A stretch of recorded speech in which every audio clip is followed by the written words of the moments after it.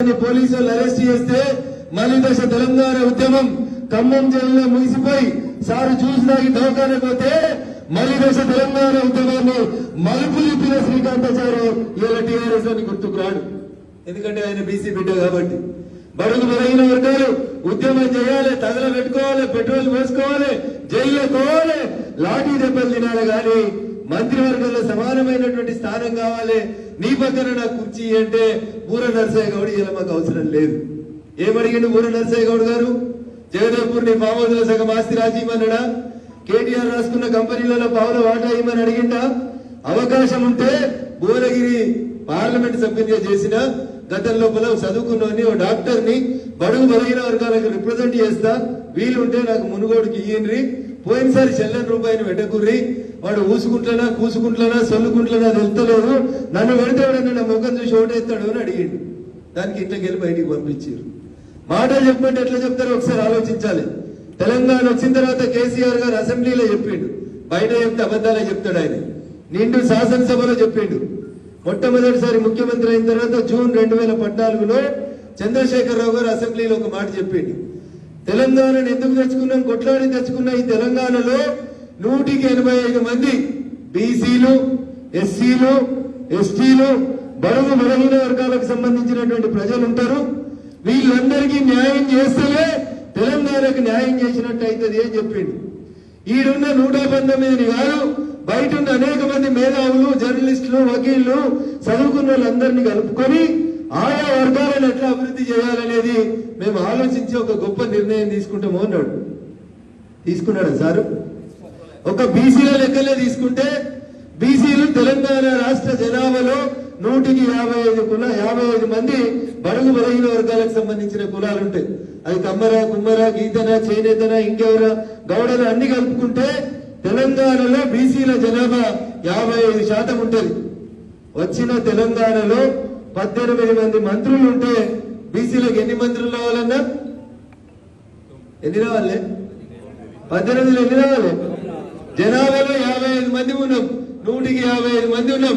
కేసీఆర్ అసెంబ్లీలో చెప్పిన మాటకి కట్టుబడి ఉన్నటోడైతే జనాభాలో 155 మంది బీసీలు ఉన్నప్పుడు 18 మంది మంత్రులు ఉంటే బీసీలకు ఎన్ని రావాలి? తక్కువ 9 అన్న రావాలి, సగం అయితే రావాలి. ఎన్ని వచ్చినాయి? 1 ఈటల రాజేందర్, 2 జోగు రామన్న, 3 పద్మారావు గౌడు. అది ఇప్పుడు వచ్చింది, శ్రీనివాస్ గౌడ్కి ఇప్పుడు వచ్చింది. అని ఇప్పుడు చూస్తే ఇద్దరే ఉన్నారు. 2014లో చూస్తే 3 ఉన్నారు, ఇవాళ చూస్తే ఇద్దరే. ఎవరెవరు? గంగుల కమలాకర్, శ్రీనివాస్ గౌడు అన్నా, తలసాని శ్రీనివాస్. ఇప్పుడు కూడా 3 ఉన్నారు. రావాల్సినవి 10, వచ్చినాయన్ని ఈ 3 పెట్టుకోనంట. అలా ఈటల రాజేందర్ బూర నరసయ్య గౌడ్ లెక్కనే మాట్లాడిండు, అది అయితే ఆయన అవతల వారేసారు. పోనీ ఈటల రాజేందర్ గారిని బయటికి పంపించారు, ఇంకో బీసీ గారికి ఇచ్చిర్రా? కేబినెట్ రీషఫిల్ అయిందా? ఒక రాజేందర్ అన్నట్టు ఆయన బయటికి పంపిస్తే ఆయన జాగాలు ఇంకో బీసీ వచ్చిండా? మరి ఎన్ని రోజులు మౌనంగా ఉండాలి? ఇవి అడిగితే బూర నరసయ్య గౌడ్ గారిని, సార్ నువ్వు చదివింది చాలు, బాగా చదువుకున్నావు, చదువుకున్న వాళ్ళు ఎవరు నా పక్కన ఉండొద్దు, సిట్ అంటే సిట్టు, స్టాండ్ అంటే స్టాండ్ అనేటోళ్ళే నా పక్కన ఉండాలనేది చంద్రశేఖరరావు గారి ఆలోచన. 1% లేని వెలువలకి 4 మంత్రి పదవులు వస్తాయి. 4% లేని రెడ్డి సామాజిక వర్గానికి 6 మంత్రి పదవులు వస్తాయి. 55% ఉన్న బీసీలకు 3 వస్తాయి. ఆలోచించాల్సింది ఎవరు చేయాలి ఆలోచన? మరి ఎందుకు చేయొద్దు? మస్తు మంది చదువుకున్న వాళ్ళు ఉన్నారు, నాకంటే ఎక్కువ చదువుకున్న వాళ్ళు ఉన్నారు, నాకంటే ఎక్కువ తెలంగాణ ఉద్యమంలో పనిచేసిన వాళ్ళు ఉన్నారు, తెలంగాణ ఉద్యమాన్ని నడిపిన వాళ్ళు ఉన్నారు. ఏం తప్పు చేసిందని స్వామి గౌడ్ గారికి ఎమ్మెల్సీ రిన్యూవల్ కాదు, ఒకసారి మీరు ఆలోచించాలి. ఏం తప్పు చేసిర్రు? ఉన్నట్టు మాట్లాడతాడు. జర వ్యక్తిత్వం ఉంది, జర కులంలో జరంత బలం ఉన్నది. ఈయన జర గట్టిగా అయితే రేపు కష్టమవుతుంది, అందుకని పీకేసేయాలి. జర్ర గట్టిగా అయితే ఎవడన్నా మళ్ళీ రేపు ఎదురు తిరుగుతాడేమో అని ముందుగానే ఇంటికి పంపిస్తాడు సార్. ఇట్లాంటి తెలంగాణ కోసం మనం కొట్లాడలేదు. 1200 మంది బిడ్డలు అమరులైంది ఈ తెలంగాణ కోసం కాదు. వచ్చిన తెలంగాణలో మొత్తం ఒకటే కుటుంబం కోసం రావాలని ఎవరు కోరుకోలేదు. ఏం తప్పు చేసింది శ్రీకాంతాచారి తల్లి? ఎందుకు రాజ్యసభకు పంపం? ఎవరు పార్థసారథి రెడ్డి, ఎవరు దామోదర్ రావు, ఎవరు రవిచంద్ర, వీళ్ళకి తెలంగాణ ఉద్యమానికి ఏం సంబంధం? ఒక్కొక్క ఎంపీ సీటు, ఒక్కొక్క రాజ్యసభ సీటు 500 కోట్ల ఉన్నోడికి అమ్ముకున్నాడు ఈయన. ఎవరు పార్థసారథి రేవంత్ రెడ్డి దేశమంతా కరోనా వచ్చి చచ్చిపోతే 50 రూపాయలకు అమ్ముకోవాల్సిన ఇంజక్షన్ ని 5 లక్షలకు అమ్మిండు. ఇన్కమ్ ట్యాక్స్ వాళ్ళు రైడ్ చేస్తే గోడలలో ఉన్న బీరువాలన్నీ 500 నోట్ల కట్టలు బయటపడ్డాయి. ఆయనకి సార్ ఏమిచ్చిండు? ఎవరా పార్థసారథి రెడ్డి? ఆయనకు తెలంగాణ ఉద్యమానికి ఏం సంబంధం? ఎందుకు ఇయ్యావు స్వామి గౌడ్కు రాజ్యసభ? ఎందుకు ఇయ్యావు శంకరమ్మకి? ఎందుకు ఇయ్యావు శ్రీకాంతాచార్యుల తల్లికని అడగాలా అడగద్దా? ఈ జిల్లా కూడా శ్రీకాంతాచారి నువ్వు చూసినా ఈ పడుకున్న రోజు ఉస్మానియా యూనివర్సిటీ రగిలిందంటే శ్రీకాంతాచారి పెట్రోల్ పోసుకొని తగలబెట్టుకుంటే హరీష్ అన్న లెక్క అగ్గిపేట దొరకకుండా పోలే శ్రీకాంతాచారి. అగ్గిపేట తీసుకున్నాకనే పెట్రోల్ కొనుక్కొచ్చుకున్నాడు శ్రీకాంతాచారి. బడుగు బలైన వర్గాల వాళ్ళు రైళ్ల కింద పడాలి, ఉరితాళ్లను ముద్దాడాలి, జైల్లో పోవాలి, లాఠీ దెబ్బలు తినాలి. కానీ అధికారం వచ్చినాక అధికారంలో భాగస్వామ్యం ఇవ్వమన్న రోజు మాత్రం మీరు కేవలం జై కొట్టేందుకే పనికొస్తారనేటువంటి నాయకుల గురించి ఇలా ఆలోచించాల్సినటువంటి అవసరం ఉంది. మీలో ఎవరికైనా డౌట్ అనిస్తుండొచ్చు, రఘునందన్ నువ్వు కూడా అగ్రకులమే కదా అని. నేను చాలా సందర్భాల్లో కూడా చెప్తాను, రేపు బీజేపీ అవకాశం వచ్చి అధికారంలోకి వస్తే ఖచ్చితంగా ఈరోజు చెప్పిన ప్రతి మాటకి, రఘునందన్ చెప్పిన ప్రతి మాటకి భారతీయ జనతా పార్టీ కట్టుబడి ఉంటుంది. భారతీయ జనసంఘం స్థాపించిన రోజు జనసంఘ పెద్దలు చెప్పారు, ఎవరినో ఎమ్మెల్యే చేసేందుకో, ఎవరినో ముఖ్యమంత్రిని చేసేందుకో, ఎవరినో ప్రధానమంత్రిని చేసేందుకో భారతీయ జనసంఘ పుడతలేదు. భారతీయ జనసంఘ ఉద్దేశం అంత్యోదయనే మా లక్ష్యం అని చెప్పింది భారతీయ జనసంఘ. నాటి జనసంఘ నుంచి నేటి బీజేపీ దాకా అవకాశం వచ్చిన ప్రతిసారి భారతీయ జనతా పార్టీ తన కేబినెట్ లో తన ప్రధానమంత్రుల్ని, తన రాష్ట్రపతుల్ని ఎవరిని చేసిందంటే బడుగు బలహీన వర్గాలనే చేసింది.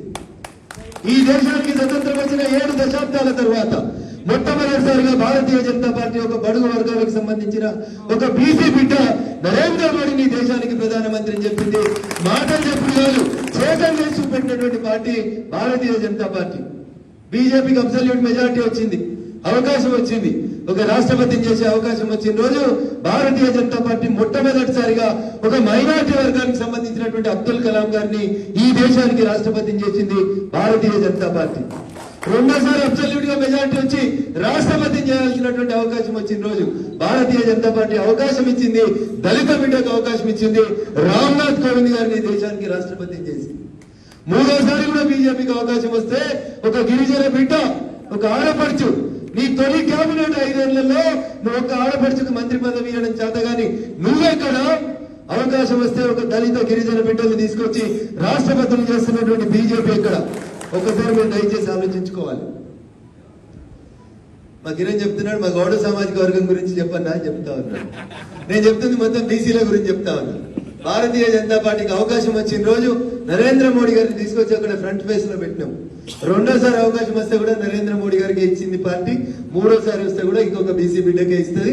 అది కూడా నాకు తెలిసి నరేంద్ర మోడీ గారే కంటిన్యూ అవుతారని నేను అనుకుంటాను. ఈ రకంగా బీజేపీ ఏ మాటనైతే చెప్తుందో అదే మాట ప్రకారం పోతుంది.